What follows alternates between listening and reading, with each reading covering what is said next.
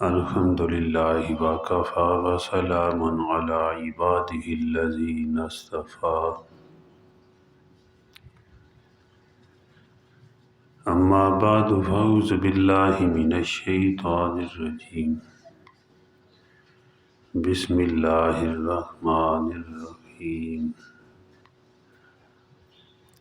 وذکر فإن الذکریٰ تنفع المؤمنین صدق اللہ مولانا العظیم اللہم صلی علی محمد وعلی آل محمد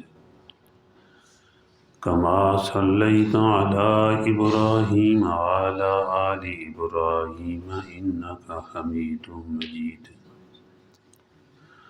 اللہم بارک علی محمد وعلی آل محمد کما بارکت علی ابراہیم وعلی آل ابراہیم انک حمید مجید اللہم صلی علی محمد الذی اشرقت بنورہ الظلم یا رب صلی وسلم دائما ابدا علی حبیبک خیر الخلق کلہم۔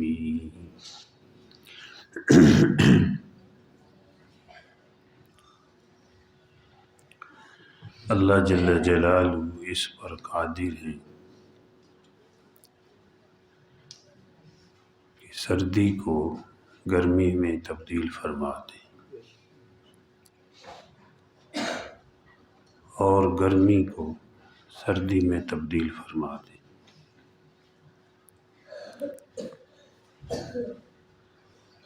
اور سردی میں اللہ پاک خوشگوار موسم بنا سکتے ہیں۔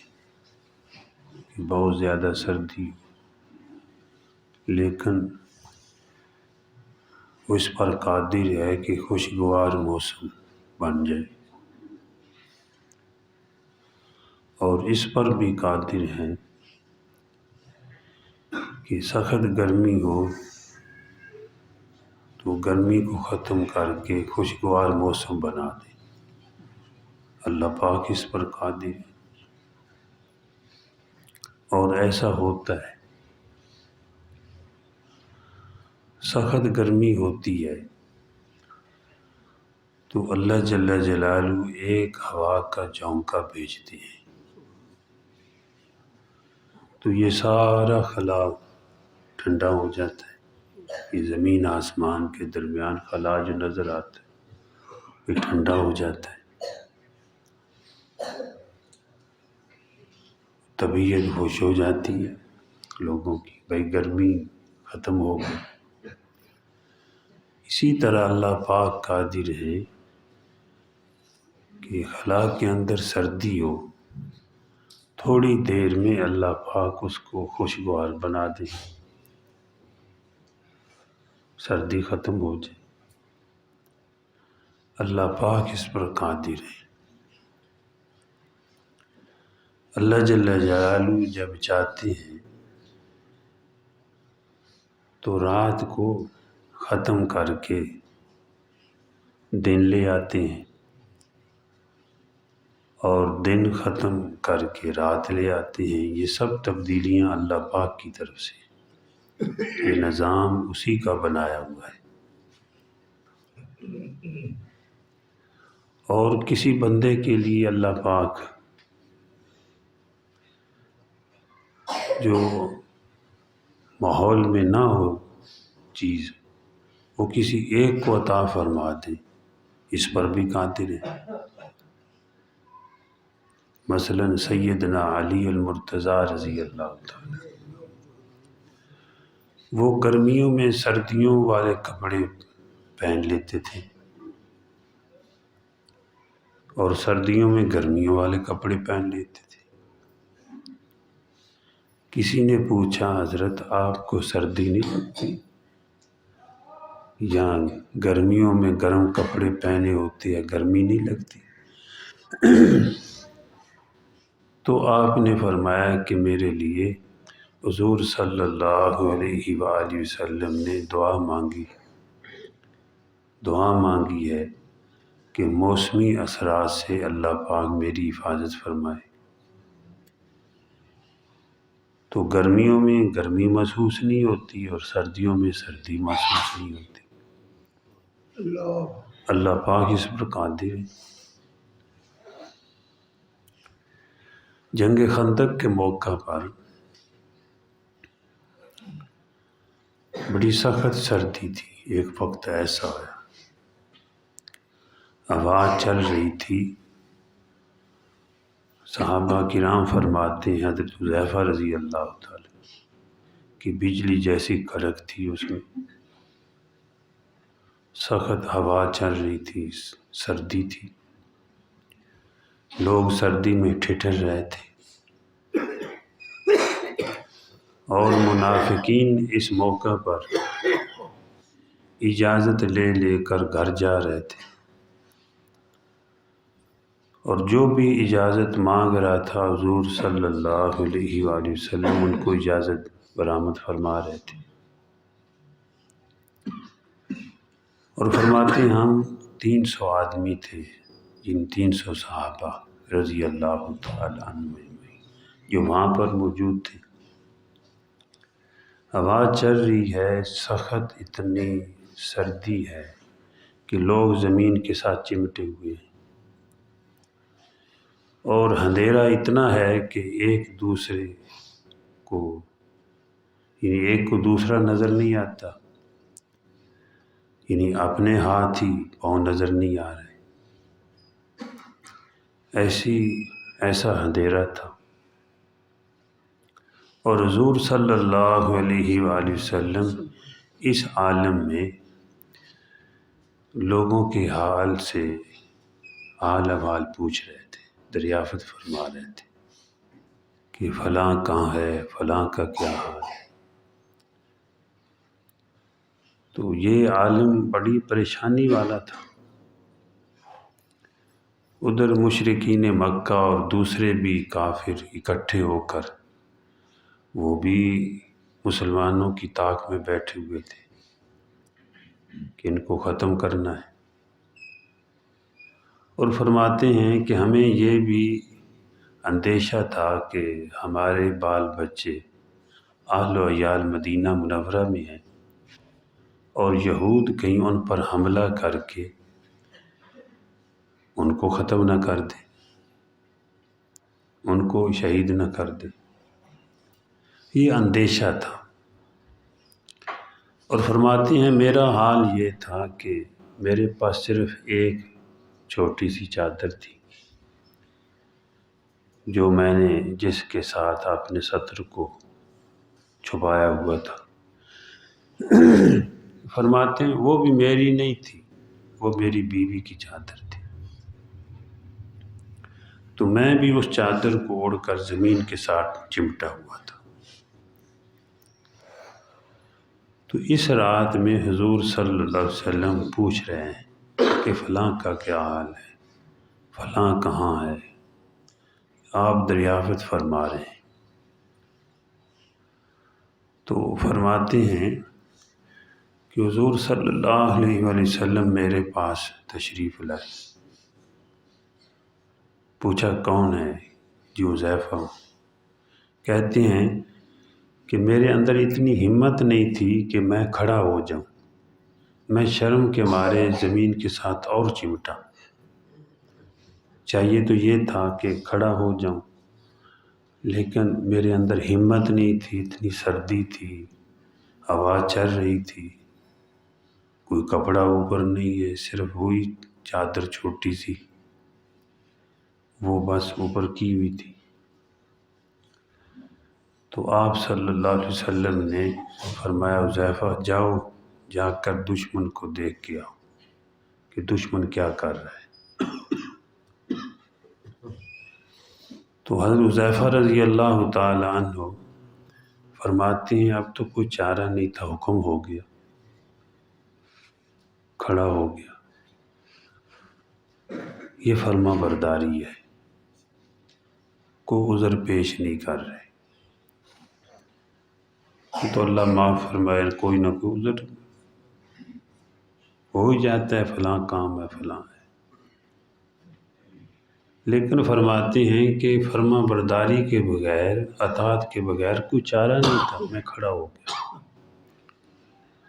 آپ صلی اللہ علیہ وسلم نے ارشاد فرمایا، حذیفہ کر کے کچھ نہیں ہونا، وہاں صرف دیکھ کر آنا ہے، وہاں پر کوئی حرکت نہیں کرنی، صرف دشمن کو دیکھنا ہے کہ وہ کیا کر رہے ہیں،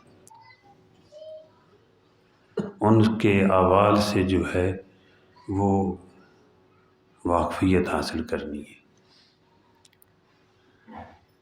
تو فرماتے ہیں کہ مجھے حضور صلی اللہ علیہ وسلم نے جب بھیجا تو آپ نے دعا دی، اللہم احفظہ من بین یدیہ ومن خلفہ وعن یمینہ وعن شمالہ ومن فوقہ ومن تحتہ۔ دعا دیے کہ اے اللہ اس کی آپ حفاظت فرمائیں، سامنے سے پیچھے سے، دائیں سے بائیں سے، اوپر سے نیچے سے۔ فرماتے ہیں جو ہی حضور صلی اللہ علیہ وسلم نے یہ دعا فرمائی تو میرا خوف ختم ہو گیا، اور مجھے ایسا محسوس ہوا کہ میں گرم ہوا میں چل رہا ہوں، سردی ختم، حالانکہ سخت سردی تھی۔ تو اللہ جل جلالہ اس پر قادر ہے کہ وہ سردی میں کسی کو سردی نہ لگنے دے، سردی کوئی گرمی اس کے لیے بنا دے، اللہ پاک اس پر قادر ہے۔ تو کہتے ہیں کہ بس میں اس حال میں چل رہا تھا کہ جیسے گرم ہوا ہے، کوئی سردی بھی نہیں ہے، کوئی خوف بھی نہیں ہے۔ تو جہاں دشمن بیٹھا ہوا تھا وہاں پہنچا، دیکھا کہ لوگ آوازیں دے رہے ہیں، قبیلے ایک دوسرے کو آپس میں کہ بھئی واپس چلو واپس چلو۔ ہوا اتنی تیز تھی کہ پتھر اڑ اڑ کر ان کے خیموں پہ پڑ رہے تھے، اور جانور ان کے ہلاک ہو رہے تھے، اور وہ آوازیں دے رہے ہیں کہ واپس چلو واپس چلو۔ یہ ان کا حال تھا، اور آگ جلائی ہوئی اوپر ہاتھ اپنے گرم کر کے سیک کر اپنی کوکھ پر لوگ پھر رہے تھے۔ تو میں بھی وہاں پہنچا، تو انہوں نے محسوس کیا کہ کوئی جاسوس ہے، کہنے لگے بھئی کوئی بیچ میں ہمارے کوئی ہے غیر جاسوس ہے، پوچھو کون ہے۔ تو ایک دوسرے سے پوچھنے لگے کون ہے، کہتے میں نے جلدی جلدی ایک ہاتھ پکڑا اور کہا تو کون ہے، اس نے کہا سبحان اللہ تو مجھے نہیں جانتا، میں فلاں ہوں۔ کہتے ہیں اس دوران جو ابو سفیان تھے اس وقت مسلمان نہیں ہوئے تھے، کافروں کی طرف سے سردار بن کر، سپہ سالار بن کر آئے ہوئے تھے، وہ بھی آگ پہ بیٹھے ہوئے تھے۔ تو میں نے سوچا کہ آج اس کو نپٹا دوں، آپ نے ترکش سے تیر نکالا، کمان پہ چڑھایا، لیکن جو ہی اس کو تیر مارنے لگا تو ذہن میں حضور صلی اللہ علیہ وسلم کا ارشاد آ گیا کہ آپ صلی اللہ علیہ وسلم نے ارشاد فرمایا کہ کر کے کچھ نہیں ہونا، صرف دیکھ کر آنا ہے۔ تو کہتے ہیں پھر میں نے اپنا تیر واپس ترکش میں ڈال لی۔ یہ بھائی فرما برداری ہے، صحابہ کرام اس طرح فرما بردار تھے، اپنے جذبات پہ عمل نہیں کیا، حضور کے ارشاد پہ عمل کیا صلی اللہ علیہ وسلم۔ تو فرماتے ہیں میں پھر واپس ہوا، جب واپس آ رہا تھا تو راستے میں تقریباً 20 آدمی گھوڑے سوار وہ ملے۔ انہوں نے کہا کہ اپنے آقا کو سلام دے دینا اور بتا دینا کہ اللہ پاک نے دشمن کا بندوبست فرما دیا ہے۔ یہ فرشتوں کی جماعت تھی۔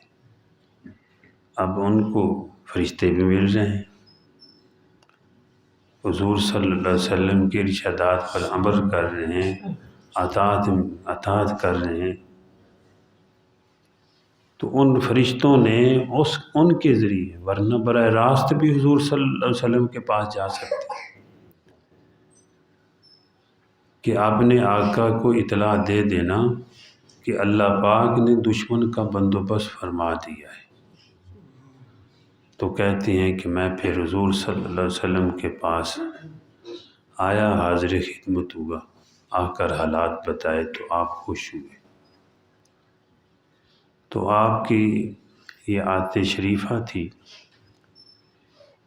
کہ جب بھی کوئی پریشانی کا عالم آتا تو آپ نماز کی طرف متوجہ ہوتے۔ تو فرماتے ہیں آپ اس وقت نماز پڑھ رہے تھے، میں جب قریب ہوا تو آپ نے میرے اوپر جو ہے وہ چادر کا پلہ بھی دے دیا، یعنی بعد میں یہ کارگزاری بھی سنائی۔ تو میں آپ صلی اللہ علیہ وسلم کے طلبوں کے ساتھ چمٹ گیا۔ تو میرے بھائیوں، دوستوں، بزرگوں، اللہ پاک اس پر قادر ہیں کہ موسم کو بھی تبدیل فرما سکتے ہیں، کیونکہ جو بھی حالات آتے ہیں وہ اللہ کے حکم سے آتے ہیں۔ انسان کے لیے، مسلمان کے لیے یہ ہے کہ یہ اعمال کرے۔ اب یہ حالات جب تھے نا، سارا عرب وہاں امٹ کے آ گیا کہ مسلمانوں کو ختم کر کے آنا ہے۔ اس وقت حضرت ابو سعید خدری رضی اللہ تعالیٰ عنہ، یعنی اس پریشانی کے عالم میں حضور صلی اللہ علیہ وسلم کے پاس حاضر خدمت ہوئے کہ یا رسول اللہ صلی اللہ علیہ وسلم، کلیجے منہ کو ہیں، یعنی بہت پریشان ہیں، بہت گھبراہٹ ہے۔ تو آپ صلی اللہ علیہ وسلم نے ارشاد فرمایا کہ پڑھو اللہم استر عوراتنا وآمن روعاتنا، کہ اے اللہ ہماری کمزوریوں پر پردے ڈال دے اور خوف سے ہمیں امن عطا فرما، گھبراہٹ سے ہمیں امن عطا فرما۔ تو صحابہ کرام نے یہ دعا کی، یہ وظیفہ پڑھا، عرض کیا، آپ نے یہ وظیفہ بتایا، اللہم استر عوراتنا وآمن روعاتنا، کہ یہ پڑھو کہ اے اللہ ہماری کمزوریوں پر آپ پردے ڈال دیں اور گھبراہٹ سے ہمیں امن عطا فرما۔ تو صحابہ کرام نے یہ پڑھا، اللہ پاک نے ہوا کے ذریعے مدد فرمائی، جیسے میں بھی بیان کر رہا ہوں۔ بلکہ اگر کوئی گھبراہٹ میں ہے، آج بھی ایک ساتھی پریشان تھا، اس پہ ناجائز جو ہے وہ کہتا تھا مجھ پر مقدمہ بن گیا، پیچھے لگے ہوئے ہیں اور پریشان ہوں، تو میں نے اس کو یہی بتایا، الحمدللہ اللہ پاک نے ان کو بچا لیا، قانونی طور پہ بھی اور معاشرتی طور پہ بھی اللہ نے اس کو امن عطا فرمایا۔ تو ہمارے لیے یہ رہنمائی ہے، صحابہ کرام رضی اللہ تعالی عنہم اجمعین پہ جو حالات آئے ہیں، اگر ان کو دیکھا جائے تو امت کے لیے اس میں رہنمائی ہے کہ بھئی گھبراہٹ ہو، پریشانی ہو تو کیا کرنا چاہیے، مقروض ہو تو کیا کرنا چاہیے، اور بے اولاد ہو تو کیا کرنا چاہیے، اولاد والے دعا کون سی کریں۔ یہ ہے کہ ہر مقام پہ ہماری رہنمائی ہے، لیکن ہمیں نہ پتہ ہو، ہماری سستی ہو تو یہ ہمارا قصور ہے، لیکن اس سے یہ بھی سبق حاصل ہوتا ہے کہ بھائی وظیفہ پوچھ لینا، اپنی پریشانی کا جو ہے اپنے بڑوں کے سامنے اظہار کر دینا، اس سے رہنمائی ہو جاتی ہے۔ کسی سے وظیفہ پوچھ لینا، دیکھو یہ صحابی ہیں، نبی بھی وظیفہ پوچھتے ہیں، بزرگان دین بھی پوچھتے رہے ہیں۔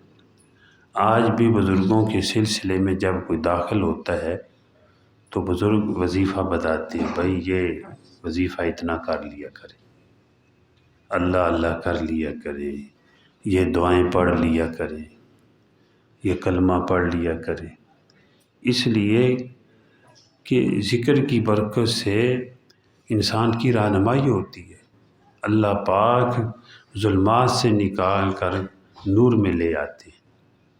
حضرت موسیٰ علیہ السلام جب بحر کلزم سے دریا نیل سے پار ہوئے تھے تو کوئی طور پر وظیفہ پوچھنے کے لیے گئے تھے کہ اے اللہ مجھے کوئی ایسا وظیفہ بتا دیں، ایسا کلمہ بتا دیں جو اور کسی کو نہ بتائے، خاص تھا۔ آپ نے فرمایا خاص کو وظیفہ مجھے یا اللہ بتائیں۔ اللہ پاک نے فرمایا اے موسیٰ پڑھا کرے لا الہ الا اللہ اور سبحان اللہ۔ ایسے محسوس ہوتا ہے نا، حضور صلی اللہ علیہ وسلم نے بھی فرمایا کہ آسمان کے دروازے کھل جاتے ہیں جب کوئی پڑھتا ہے لا الہ الا اللہ، آسمان کے دروازے کھل جاتے ہیں۔ بھائی جنت کی کنجی بھی ہے لا الہ الا اللہ۔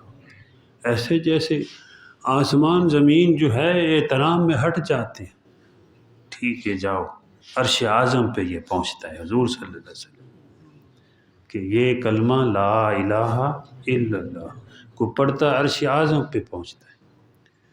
راستے میں کوئی چیز اس کو روکنا بھی چاہے، زمین آسمان ہلکا بن کر روکنا بھی چاہے پھر بھی نہیں روک سکتے، کو توڑ کر عرش اعظم تک پہنچتا ہے۔ تو دروازے آسمان کے بھی اس کے احترام میں کھول دیے جاتے ہیں کہ یہ سیدھا عرش اعظم پہ پہنچے۔ تو موسیٰ علیہ السلام کو اللہ پاک نے یہ وظیفہ بتایا، پڑھو لا الہ الا اللہ۔ عرض کی کہ یا اللہ یہ تو ساری پڑھتے ہیں، کو مجھے خاص وظیفہ بتائیں۔